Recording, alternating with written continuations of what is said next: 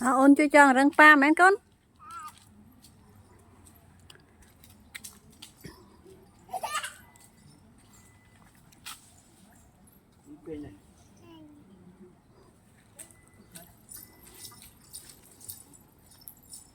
Mới chơi chiên tròn xài à, tiền xài pa.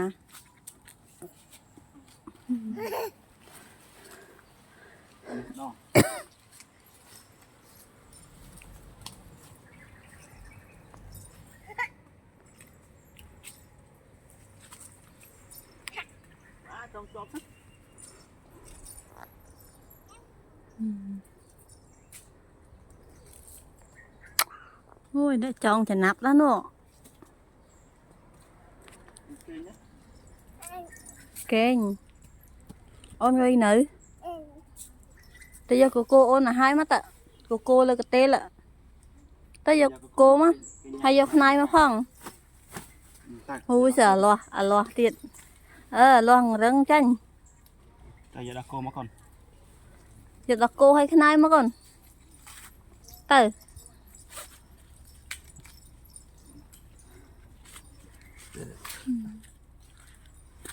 nè đặt cô ôn hay cái nào mới phong cái nào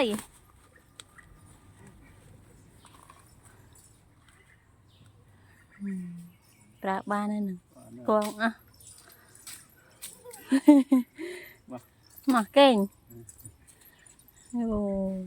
bye bye bye bye mới lặng đây bye bye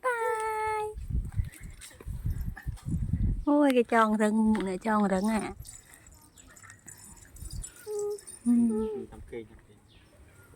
ba bọc chương cái này đây